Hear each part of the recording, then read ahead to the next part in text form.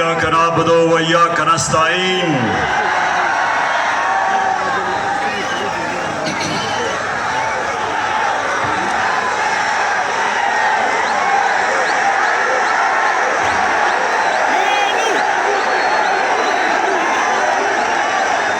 Diesel diesel या मेलू? मेलू क्या है?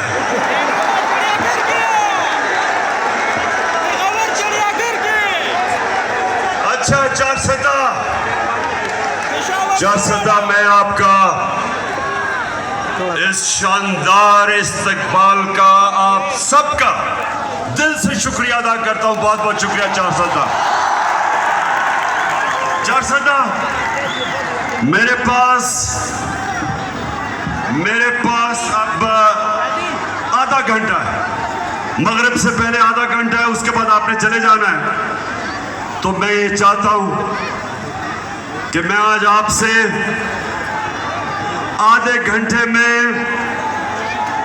अपनी मुल्क का सूरत हाल रखूं और आप सबको तैयार करूं कि मेरी कौम ने जब मैं आपको कॉल दूंगा, चारसदा आपने मेरे साथ हकीकी आजादी के लिए निकलना है। तो सबसे पहले चारसदा, सबसे पहले मेरा ये ईमान है, मेरी सियासत नहीं, मेरा ईमान है कि वो कौम, मुसलमान कौम, जब तक ला इलाहा इल्लल्लाह का मतलब समझती नहीं और अपने दिल में ला इलाहा इल्लल्लाह को नहीं जानती, वो कौम हकीकी तौर पे आजाद नहीं हो सकती।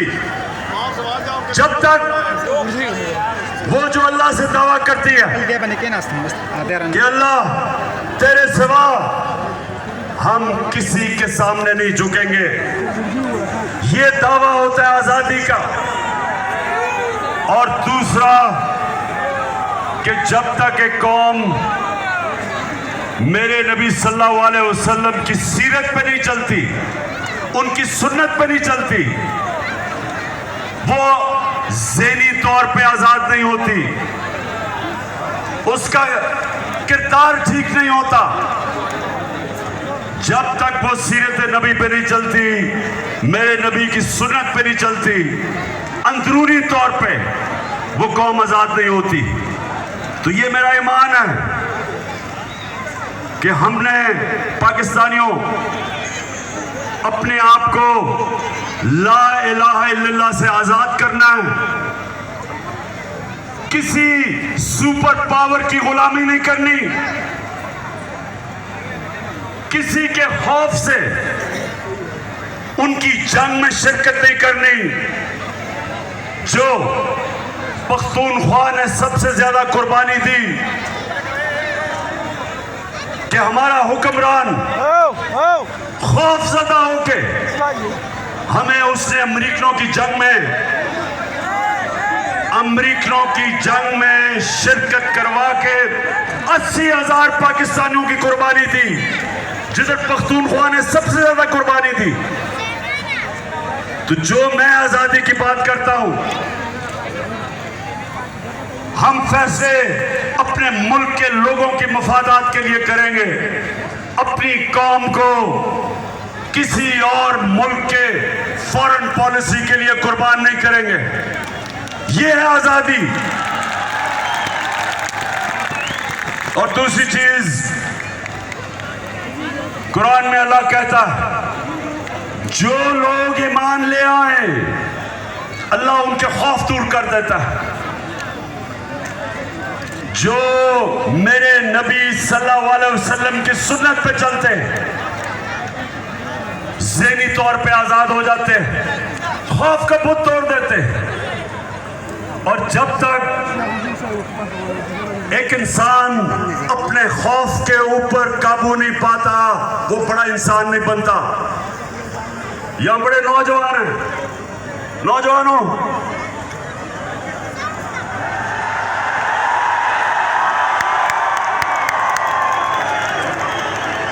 नौजवानों,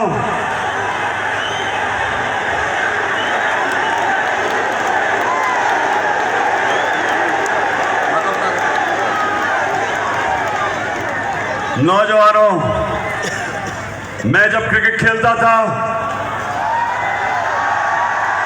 जो आप खेलते होंगे, कभी ये याद रख लें, कभी कोई क्रिकेट की तारीख में बड़ा बैट्समैन नहीं बना जो तेज बॉलर से डरता था, और कभी कोई ऐसा बड़ा बॉलर नहीं आया जो मार खाने से डरता था बैट्समैन से, और कभी कोई बड़ा कप्तान नहीं आया जो हारने से डरता था। जो भी इंसान बड़ा इंसान बना अपने खौफ के ऊपर काबू पाता है।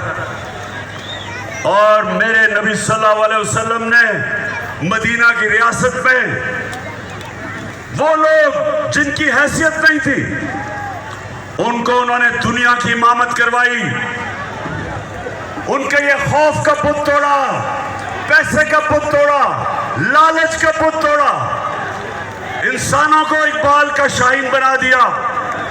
तो ये सबसे पहले नौजवानों, मेरा पहला आज जो मैं आपके पास आया हूं, हमेशा ये मेरी बात याद रखना कि जब एक कौम उठती है,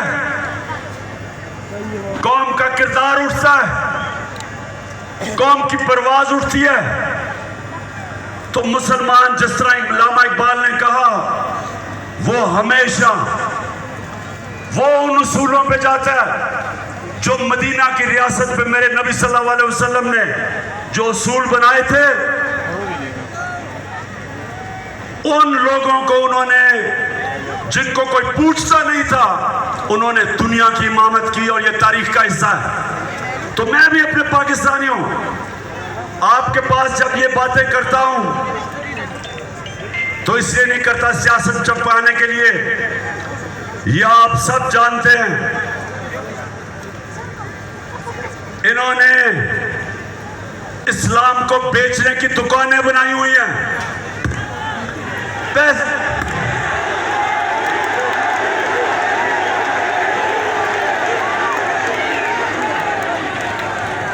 फजलुर रहमान को पैसा दो, कोई भी फतवा डलवा लो।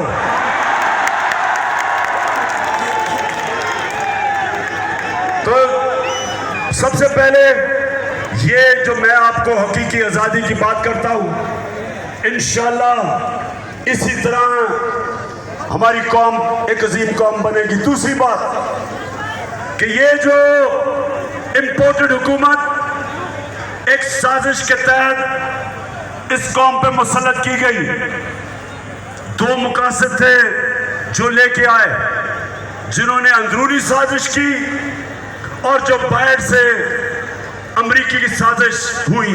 दो मकासद थे। वो ये चाहते थे अमेरिका कि यहां ऐसे हुक्मरान आए जो जब उनको हुक्म करें तो उनको जूते पॉलिश करें।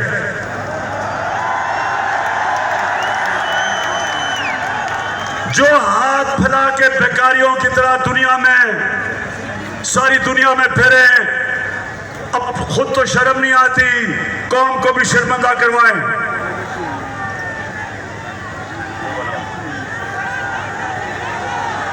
मैं जरा चारसदा, ये जरा आप स्क्रीन के ऊपर ये जरा देखें कि क्या ऐसा लीडर आ सकता है जो कि क्या इस सुने मैं सऊदी अरब से होके आया हूँ, मैं यूएई के होके, अभी मैं तुर्की होके आया हूँ। और मैंने उन भाइयों को कहा कि आप हमारे बड़े अजीम भाई हैं, हमेशा आपने हमारी मदद की। और मैंने यही कहा, जब मैं आया हूँ तो आप समझेंगे शायद मांगने आया, मैं मांगने नहीं आया, लेकिन मजबूरी है। और आप जिस तरह माजी में 75 साल में आपने हमारा हाथ बटाया है, आज हम सोच समझ गए। वो कहते हैं कि आज कि मैं मांगने के लिए, आज हम मैं मांगने के लिए नहीं आया, लेकिन मैं मजबूर हूँ। आज हम किसी दोस्त मुल्क में जाते हैं तो वो कहते हैं कि आए हैं मांगने के लिए। अच्छा, अब एक और जरा देख लो, अब ये देखें कि शहबाज का बड़ा भाई अमेरिकी सदर के सामने जब उसको मिलने गया तो इसके बड़े भाई ने क्या किया, जरा ये भी जल्दी से देख।